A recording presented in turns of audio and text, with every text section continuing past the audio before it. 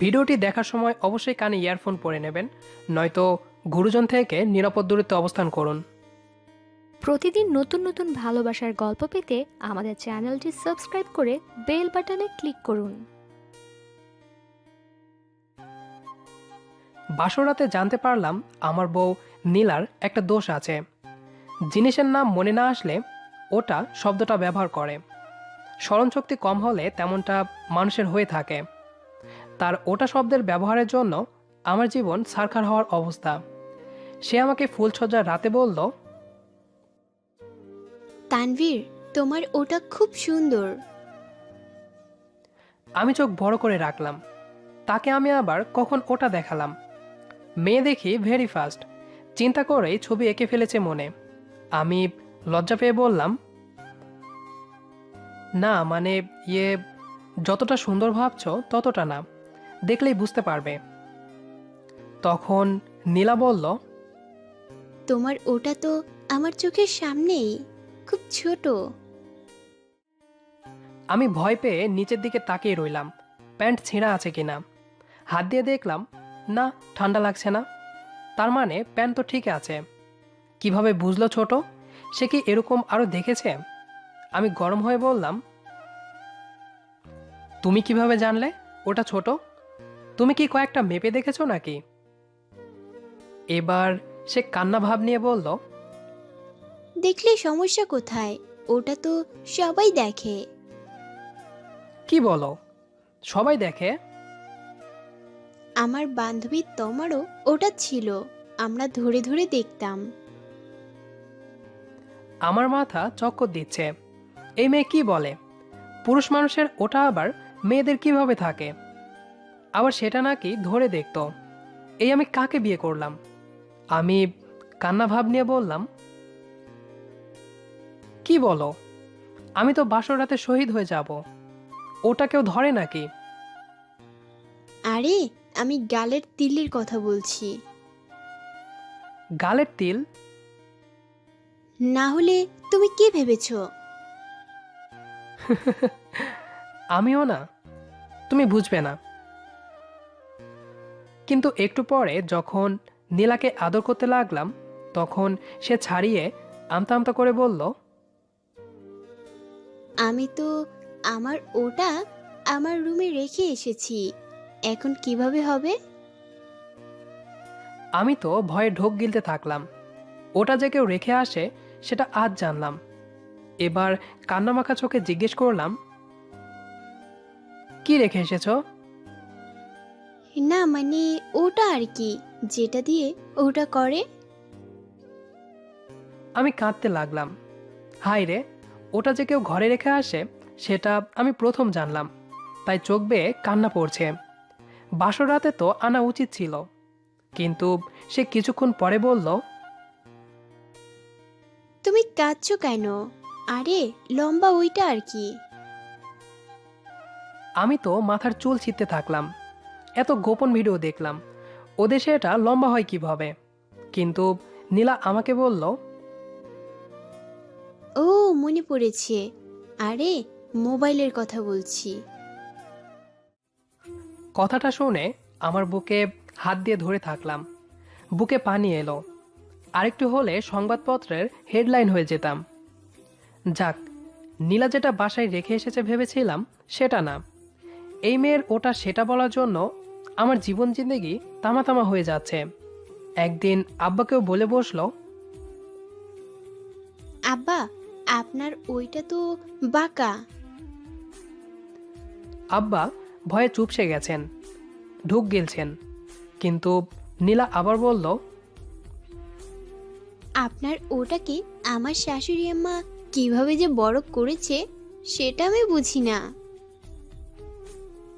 বাবা দেখছি বুকে হাত দিয়ে আছে, মুখে সাদা ফেনা বের হচ্ছে। আমি তাড়াতাড়ি দৌড়ে গিয়ে বললাম, বাবা, তুমি যেটা ভাবছো ওইটা সেটা না, এটা অন্য ওটা। আমি তাড়াতাড়ি নীলাকে বললাম, তাড়াতাড়ি নামটা বলে দাও, নইলে আব্বা মারা যাবেন। চ দিয়ে শুরু, ওইটা আর কি। আব্বা এবার মেঝেতে শুয়ে গেছে। দিয়ে কী নাম ভেবেছেন আল্লাহই ভালো জানেন। পাগুলো মৃগী রোগীদের মতো বাড়ি দিচ্ছে। কিন্তু নীলা বলল, ছোট চ না, বড় ছ দিয়ে শুরু। এবার আমি বুঝে বললাম, ওটা হলো ছেলে। সে বলল, হ্যাঁ, আপনার ছেলেটা বড়ই বাঁকা, যেটা বুঝে সেটা করে। শাশুড়ি আম্মা আপনার ছেলেকে বড় করেছে কিভাবে বুঝি না আমি। আব্বা নিজে নিজে ঠিক হয়ে চলতে শুরু করলেন। বড় খালুকেও হাসপাতালে পাঠালো ওটা বলার জন্য। বড় খালু আসলে নীলা সালাম করে বলল, খালু, আপনি আমাকে আপনার ওটা দিয়ে দোয়া করবেন, যেটা আপনার লম্বা। বড় খালা থতমত খেয়ে গেলেন। মনে হচ্ছে বড় কোনো ভূমিকম্প হয়ে গেছে। হয়তো ভাবছেন ওটা দিয়ে কিভাবে দোয়া করে। ও মা, উনি দেখি ওটা দিয়ে দোয়া করার কথা চিন্তা করে দাঁড়িয়ে হার্ট অ্যাটাক করেছেন। সে দাঁড়ানো অবস্থায় হাসপাতালে নিয়ে গেলেন। এমনকি দাঁড়ানো অবস্থায় তাকে স্যালাইন সহ চিকিৎসা দেওয়া হলো। পরে বুঝলাম নীলা বলেছে ওটা মানে হাতের কথা। নীলাকে নিয়ে বড্ড বিপদে পড়ে গেলাম। তার রূপ দেখে কাবিননামায় 20 লাখ টাকা লিখিয়ে এখন তাকে তালাকও দিতে পারছি না, আবার সইতেও পারছি না। একদিন তার কারণে বসেরও তালাক হয়ে গেল।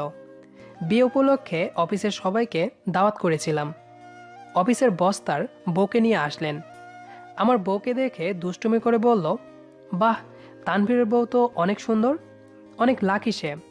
আমি কেন পেলাম না, আফসোস হচ্ছে। তখন নীলা লজ্জা করে বলল, স্যার, আপনার ওটা দেখছি কাটা। স্যার আর স্যারের বউ অবাক হয়ে তাকিয়ে আছে, যেন কোনো কিছুর সাথে মিলে গেছে। স্যারের বউ তাকে কলার ধরে নিয়ে গেলেন বাসায়। ওটা যে কাটা কিভাবে জানলো নীলা? নিশ্চয় দেখিয়েছেন স্যার। পরে শুনি স্যারকে মেরে হাসপাতালে পাঠিয়ে তালাক দিয়ে দিয়েছেন। স্যারের সে কি কান্না! আমি স্যারকে দেখতে গিয়ে বললাম, আপনি যেটা ভেবেছেন সেটা না, এটা ঠোঁট কাটা থাকার কথা বলেছে। স্যার দেখি ঘুমিয়ে গেছেন, নিঃশ্বাস চলছে না। আমি এবার বাসায় এসে নীলাকে নিয়ে গেলাম ডাক্তারের কাছে। ওষুধ খেলে তার ওটা ভালো হয় কি না কে জানে। ডাক্তার সাহেবের চেম্বারে গেলে ডাক্তার সাহেব বললেন, কি সমস্যা মা? নীলা বলল, আমার ওটা সমস্যা, আমি কথায় কথায় ওটা বলি, এতে আমার কি দোষ? ওটা কোনো সমস্যা। স্যার, আপনি কি ওটার চিকিৎসক যে ওটা কি করে দিবেন? আপনারও তো মাঝে মাঝে ওটা চলে আসে, কিন্তু আপনি তো সময় নিয়ে ওটার কথা বলে দেন। ডাক্তার চেম্বারে কাত হয়ে আছেন। রোগীর কথা শুনে ডাক্তার নিজেই শেষ। কেউ দেখার আগেই পালিয়ে চলে এলাম। এভাবে হলে পুরো এলাকা নীলা কবরে ঢুকিয়ে দেবে, তাই জায়গা বিক্রি করে টাকা জোগাড় করলাম। পরের দিন সকাল হলে ডিভোর্স দিয়ে দিব। সেদিন ঘরে আমি আর নীলা ছাড়া আর কেউ ছিল না। হঠাৎ পাশের ফ্ল্যাটে চিৎকার শুনে ছুটে গেলাম। গিয়ে দেখি বাড়ির মালিককে কেউ একজন ছুরি মেরে পালিয়েছে। আমি ছুরিটা বের করার সময়, তখন সে সময় পুলিশ চলে এলে আমাকে খুনি ভেবে ধরে নিয়ে গেল। নীলা আমাকে চিন্তা করতে নিষেধ করলো। কিছুদিন পর আদালতে আমি, আমার বিপক্ষে সাক্ষী প্রমাণ বিপক্ষে গেল, নিশ্চিত আমি খুনি। কিন্তু তখন প্রধান সাক্ষী নীলা কাঠগড়ায় এলো। জজ সাহেব বললেন, মা, তুমি যা দেখেছো তা সত্যি বলো। বাদীপক্ষের আইনজীবী বললেন, আপনি কি খুন দেখেছেন? নীলা বলল, হ্যাঁ, আমি ছিলাম। তাহলে সব খুলে বলো। আমি আর তানভীর ওটার উপরে শুয়েছিলাম, ঘুম আসছিল না, তাই দুজনে ওটা করছিলাম। হঠাৎ কারো চিৎকার, তানভীর আমাকে ওটার উপর রেখে বেরিয়ে যায়।